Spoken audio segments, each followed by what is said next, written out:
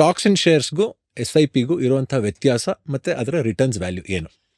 ಏನಾಗುತ್ತೆ ಅಂದರೆ, ಈ ಸ್ಟಾಕ್ಸ್ನ ನಾವು ಪಿಕ್ ಮಾಡ್ತೀವಿ, ಮ್ಯೂಚುವಲ್ ಫಂಡ್ನಲ್ಲಿ ಅವ್ರು ಪಿಕ್ ಮಾಡ್ತಾರೆ. First difference. So it is done by an expert, here by any other normal layman ಯಾರಾದರೂ ಇರ್ಬೋದು, ಅವರಲ್ಲಿ ಮಾಡ್ತಾರೆ. ಎರಡನೇದು, ನಾವು ಹೂಡಿಕೆ ಮಾಡಿದಾಗ ಒಂದೇ ಕಂಪ್ನಿ ಅಥವಾ ಎರಡು ಕಂಪ್ನಿಯಲ್ಲಿ ದುಡ್ಡು ಹಾಕ್ತೀವಿ. ಅವ್ರೇನು ಮಾಡ್ತಾರೆ, ನಮ್ಮ ದುಡ್ಡನ್ನು ಡಿಫ್ರೆಂಟ್ ಸೆಕ್ಟರ್ಸ್ ಡಿಫ್ರೆಂಟ್ ಕಂಪ್ನಿಗಳಲ್ಲಿ ಹಾಕ್ತಾರೆ. ಮೂರನೇದು, ಇಲ್ಲಿ ಶೇರ್ಸ್ನ ರಿಯಲ್ ಟೈಮ್ನಲ್ಲಿ ಬೈ ಮಾಡ್ಬೋದು.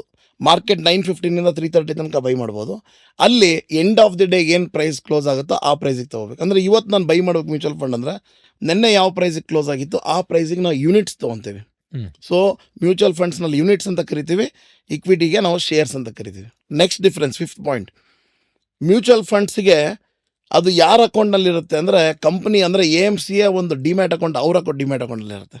ಶೇರ್ಸ್ ನಮ್ಮ ಡಿಮ್ಯಾಟ್ ಅಕೌಂಟ್. ಈ ಫುಲ್ ಇಂಟರ್ವ್ಯೂನ ನೀವು ಯೂಟ್ಯೂಬ್ ನಲ್ಲಿ ಅಲ್ಟ್ರಾ HD 4K ನಲ್ಲಿ ನೋಡಬಹುದು. ಜೊತೆಗೆ all leading platforms Spotify, Amazon Music, Google Podcast, Apple Podcast ನಲ್ಲಿ ಕೂಡ ಎಂಜಾಯ್ ಮಾಡಬಹುದು.